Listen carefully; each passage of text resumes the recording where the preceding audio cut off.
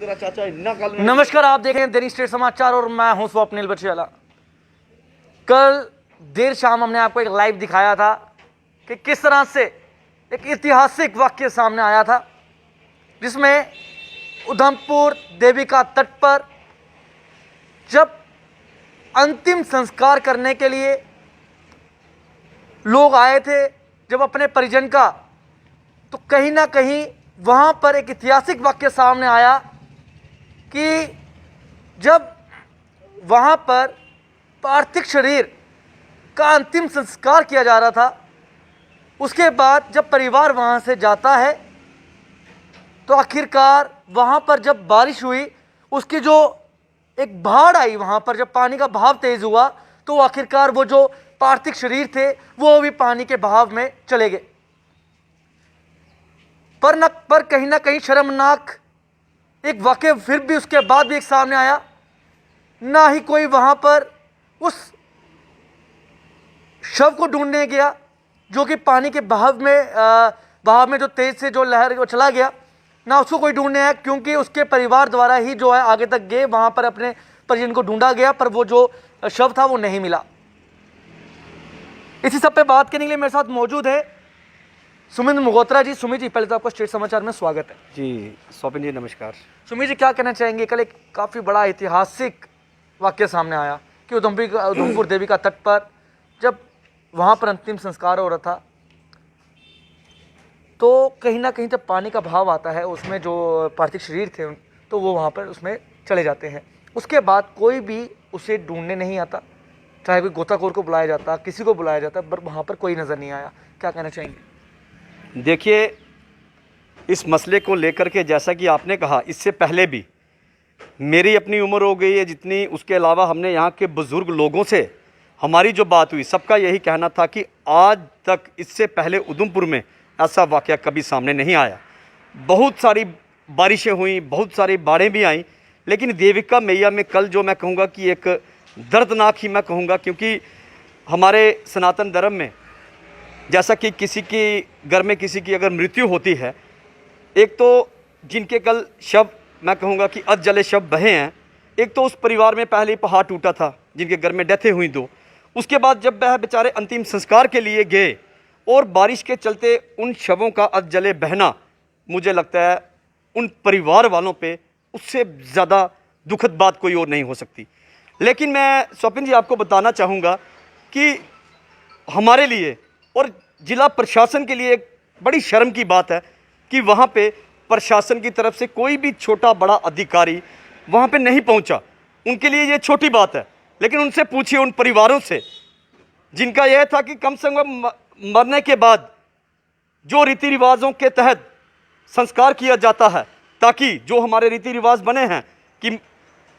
जिसकी डेथ होती है, रीति रिवाजों के जरिए संस्कार होता है, 3 दिन के बाद उसकी अस्थियां चुनी जाती हैं और विसर्जन किया जाता है ताकि उनकी आत्मा को शांति मिले। वह तो कुछ नहीं हो पाया। इतना बड़ा हादसा हुआ और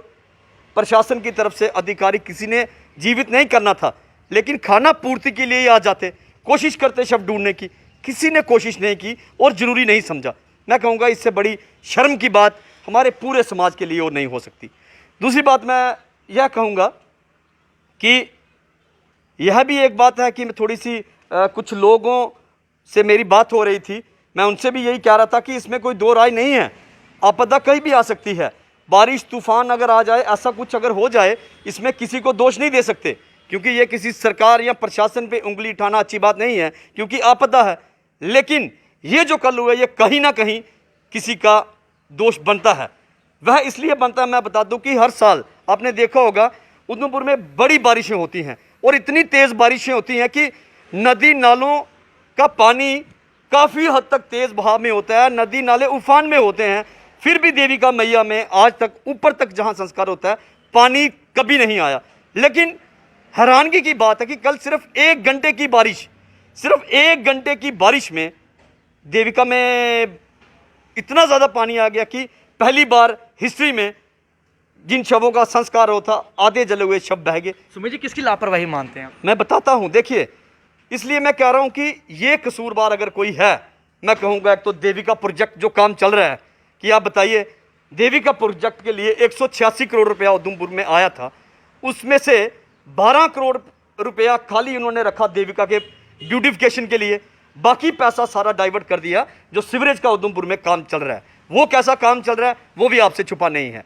चारों तरफ गंदगी डाली हुई है। लेकिन मैं पूछना चाहता हूं, यही पैसा देविका मैया, क्या नाम दिया इन्होंने, देविका मैया, देविका मैया का क्या सौंदर्यीकरण, साली टाइल लगानी थी और कमरे बनाने थे, हवन कुंड बनाने थे? नहीं, अगर इसका पैसों का सही सदुपयोग करना था, वह होता था घाट,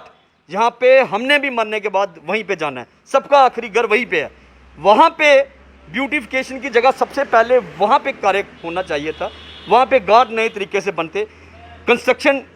बाल बनाई जाती, बाउंड्री बाल दी जाती, लेकिन ऐसा किसी ने नहीं समझा। मैं एक बात जरूर आपको बताना चाहूँगा, पिछले वर्ष लॉकडाउन में आपने देखा होगा, वहाँ पे बारिशों के चलते, वहाँ पे जहाँ पे अंतिम संस्कार किया जाता है, पवित्र शव जहाँ पे रखे जाते हैं, वहाँ पे जो टीन का शेड था आपने देखा था, वह पूरी तरह से उड़ गया था, जल गया था, और जिसके कारण बारिश शवों पे गिरता था। हम वहाँ पे गए, हमने देविका प्रोजेक्ट वालों से बात की कि भैया पैसा आया है, आप पहले ये वाला निर्माण कार्य करवाइए, यहाँ पे जो जिसके लिए देविका मानी जाती है, गंगा की बड़ी बहन। उन्होंने कहा कि नहीं, ये घाट हमने सबसे लास्ट में बनाना है, पहले हमने टाइलें और ये कमरे बनाने हैं। अरे कितनी हैरानगी की बात है कि टाइलें और कमरे ज़्यादा ज़रूरी हैं, वह नहीं, और वही बात हुई। अब देखिए, अगर उन्होंने तब पिछले वर्ष ही ये वाला कार्य अगर पहले किया होता, मुझे लगता है कल जो एक दर्दनाक सामने जो घटना हुई है, ये शायद नहीं होती। इसलिए मैं आज यह मांग रखता हूँ आपके माध्यम से जिला प्रशासन के आगे, और हमारी जो डीसी हैं, जैसा कि अच्छा काम करने वाली हैं। पिछले दिनों हमने देखा देविका में खुद उन्होंने वहाँ पे देविका मैया में जो गंदगी लोगों ने डाली थी वो खुद सफाई की, और मैं उम्मीद करता हूँ कि आपके न्यूज़ चैनल के माध्यम से अगर डीसी मैम मेरी बात सुनेंगी, मैं ये कहना चाहूँगा कि देविका प्रोजेक्ट का जो काम चल रहा है, जो टाइलें डाली जा रही हैं, खूबसूरती का कार्य चल रहा है, उसको फिलहाल रोक के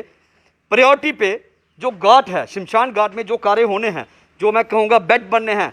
संस्कार के लिए, या फिर यहाँ पे जो भी वहाँ पे काम होना है वह पहले करवाया जाए, ये बाद में करवाया जाए। क्योंकि अगले महीने से बरसात का मौसम आ रहा है और लोगों में कहीं डर का माहौल बन गया है। लोगों का कहना है कि 1 घंटे की बारिश में अगर यहाँ पे शव बह सकते हैं, तो अगले महीने अगर बरसात आई तो क्या होगा ये कोई नहीं कह सकता, तबाही हो सकती है। इसलिए मैं यह कहूँगा कि देविका प्रोजेक्ट का जो निर्माण कार्य चल रहा है, सबसे पहले संस्कार घाट अच्छे तरीके से बनाया जाए, वहाँ पे बाउंड्री बाल लगाई जाए। और एक बात और मैं कहूँगा, जैसा कि देविका प्रोजेक्ट का जो पैसा आया था, जो हमने सुना था, जैसा कि शहरवासियों द्वारा भी हमें बताया गया, बार बार मीडिया चैनलों द्वारा भी हमें सुनने में आया कि जो कि एनक्रोचमेंट हुई है, कहाँ से लेके कहाँ तक हुई है मुझे बताने की ज़रूरत नहीं है। देविका मैया, जहाँ से पवित्र देविका मैया का जो पानी जाता है, अगर वह कोई टाइम कहते हैं कि लोग बताते हैं कि 100 फीट से ज़्यादा थी, आज सिकुड़ के 20 फीट रह गई है, वो किसने ठीक करवानी है? मैं तो नहीं करवाऊंगा ना, आप तो नहीं करवा सकते, वो प्रशासन करवा सकता है या फिर सरकार करवा सकती है। तो वह चुप क्यों है? इसका मतलब कहीं ना कहीं शक की सुई जाती है कि इसमें कोई गोलमाल हुआ है, गड़बड़ घोटाला है। हम यही चाहते हैं और मांग करते हैं, जो कल दर्दनाक हादसा सामने आया है ये आगे ना हो, इसको लेकर के प्रशासन अपनी आंखें खोले और देविका मैया में जाके शमशान घाट वाला जो निर्माण कार्य है प्रायोरिटी पे शुरू करवाए। जी धन्यवाद जी। तो ये थे सुमित मल्होत्रा, जो कि आपको बताते चलें, कल जो देश हम आपको लाइव दिखाया था कि किस तरह से वहाँ पर एक दर्दनाक हादसा जो कि पेश आया, और कहीं ना कहीं ये भी बताता चलूँ, कल जो जब वहाँ पर इसी तरह का वाक़या सामने आता है कि एक जो शव थे वहाँ पर पानी के बहाव में चले जाते हैं, और कहीं ना कहीं उसके बाद जो है कोई भी उसे शव को ढूंढने नहीं आता, ये भी काफ़ी शर्मनाक जो कि हम इसको हादसा मान सकते हैं, क्योंकि वहाँ पर अगर कोई आता तो शायद वो शव भी जो है ढूंढे जा सकते थे। तो इसी के साथ मुझे मेरे वीडियो जर्नलिस्ट अजय कुमार को दीजिए इजाज़त। नमस्कार।